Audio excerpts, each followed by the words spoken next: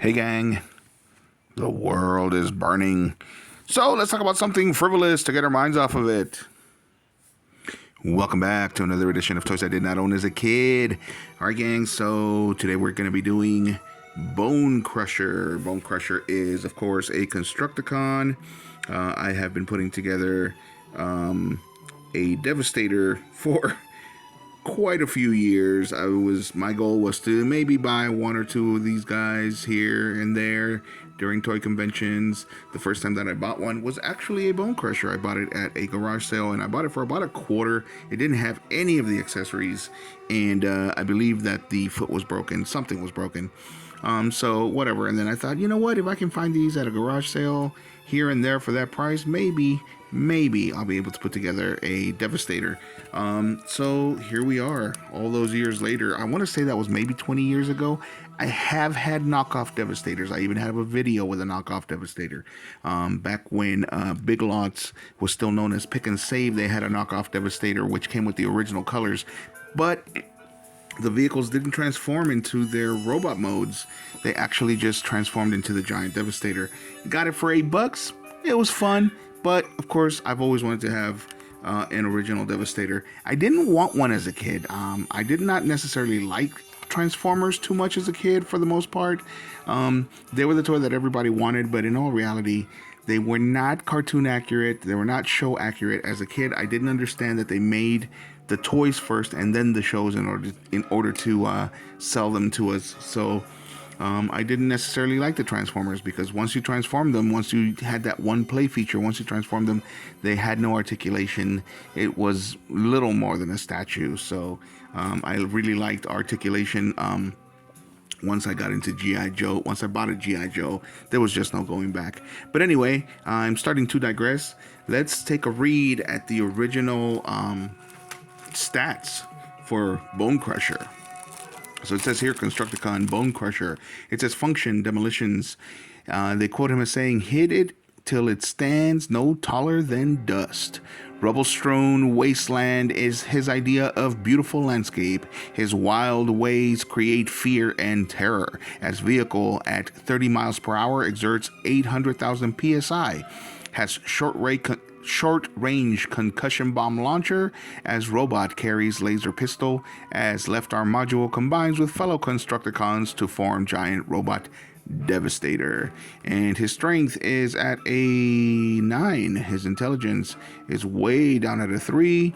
His speed is way down at a 2. His endurance is way up at a, looks like an 8. And his rank is up at a 3, is down at a 3. Is it 3? No, it's 4. And courage is up all the way back up to 8. Firepower is at 6. And skill is at 6 as well. Okay, so I don't know if any of you are old enough to remember, but they used to come with these little stats here, and they gave you a little red visor to make these lines easier to read. I don't have the little red visor, so let's get him transformed. So the cool thing about this guy as well is that he's got this firing mechanism, and it's very soft to avoid any risk of it being a choking hazard, but it's always fun to do no matter what. All right, let's get that off of him so that we can transform him into his robot mode. And as you'll see, it's not really much of a transformation, and not necessarily the best of robot modes, but in my opinion, also not the worst when it comes to the Constructicons. So this goes up here and becomes his chest, and this part right there, and then there we go. Slide.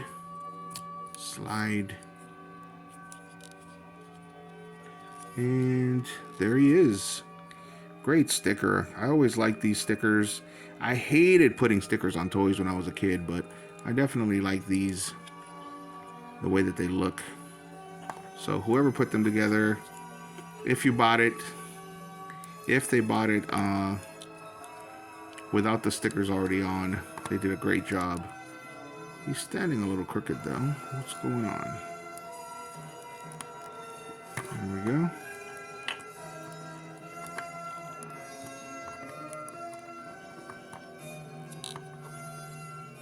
There we go. And I like the I like the face sculpt. Kind of a cool idea there.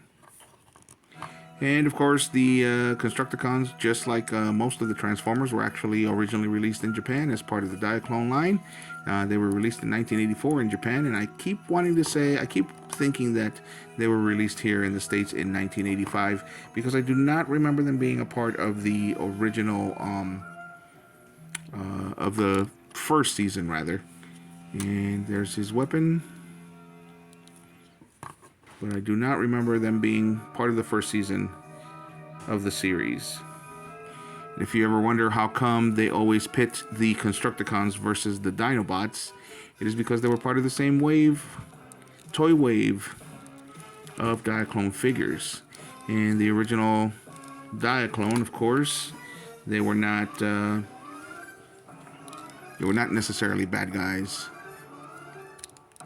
But I'm sure that once they were going to release them here and repainted them, I'm sure that once they were going to release them here, they decided, well, kids really like dinosaurs, and so we're not going to turn the dinosaurs into the bad guys, so they went ahead and turned the construction vehicles into the bad guys. Makes sense to me. And then they gave them what we now know to be classical Decepticon colors. If you ever notice, the Decepticons use a lot of purple. For some reason, purple always seems to be the color of bad guys, even in the Marvel Universe. Anyway, let's keep putting this guy together. So we put that in there. And just like Mazinger, it can fire. But let's put that in there, and then that's going to go here, like this.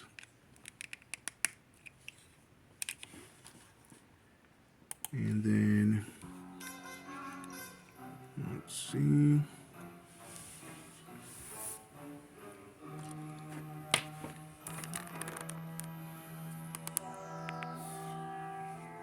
So then this goes in this little portion here.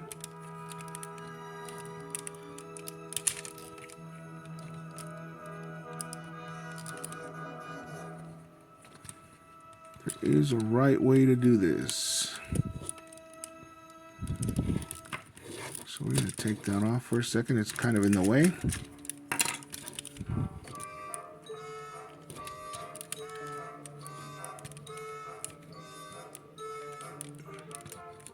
Come on.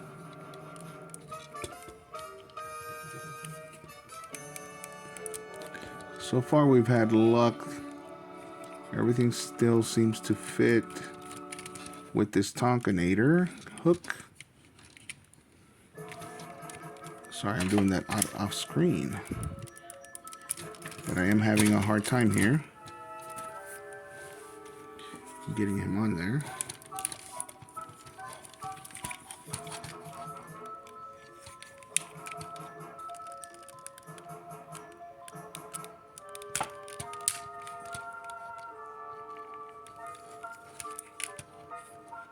This is why a lot of Transformers ended up getting broken.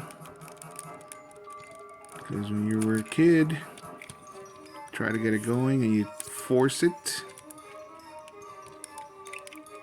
One of the best things that Transformer designers ever did was come up with those kind of ball sockets. I don't think this is going to work. I'm starting to think that it won't work.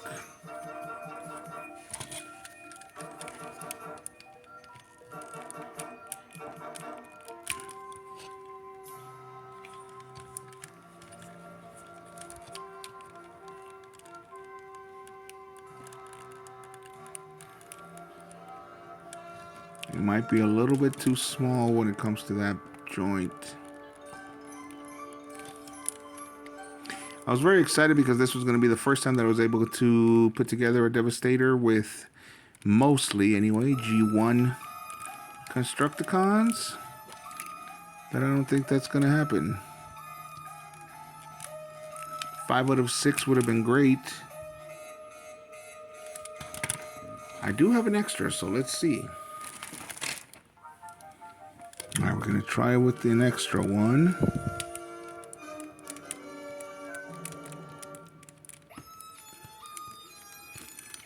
But no, it shouldn't be that hard.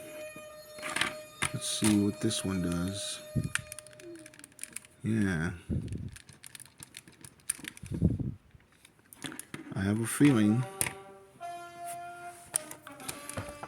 that that square is not big enough for this guy.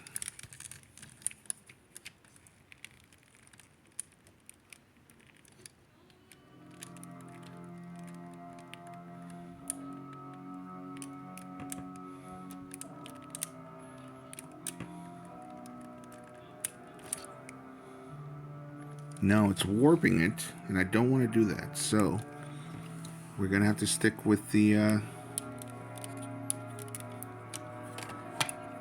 Tonkanator one. But we are missing the hand for the Tonkanator one, or are we? Yeah, we are.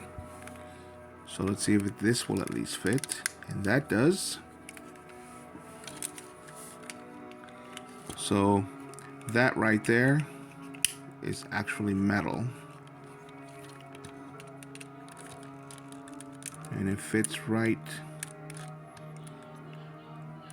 It fits perfectly with the Tonkanator one. So, all right. Well, when I come across an original hook, that's when I'll be able to put together my Devastator for reals. So the cool thing is that this one actually ratchets here, as opposed to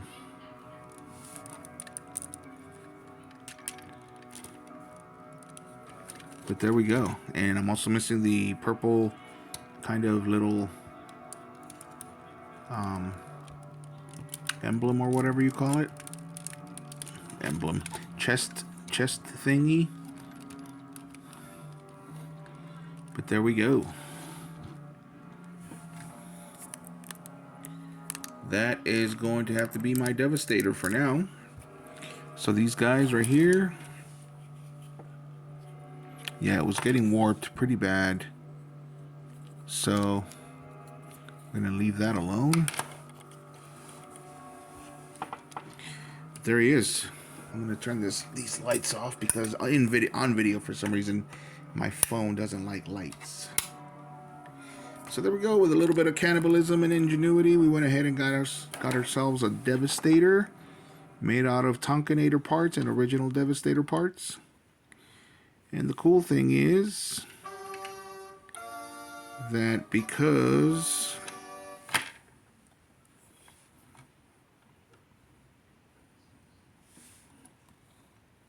I have bought so many little parts over the years, we actually have extra weapons for Devastator.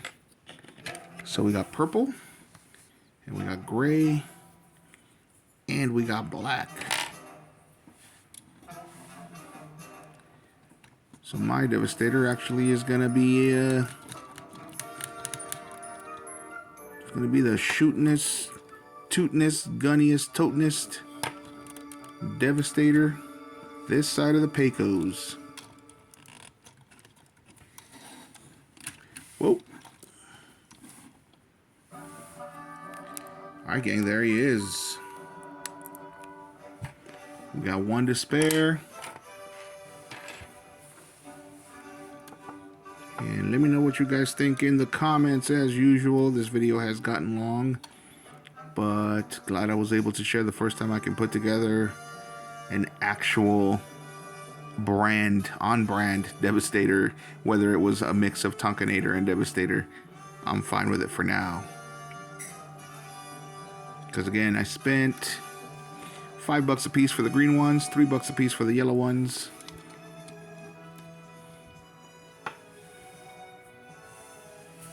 There he is. Hi gang, let me know what you guys think in the comments, and as usual, if you like the video, hit a like, and if you like the content, subscribe. And as always, thanks for watching.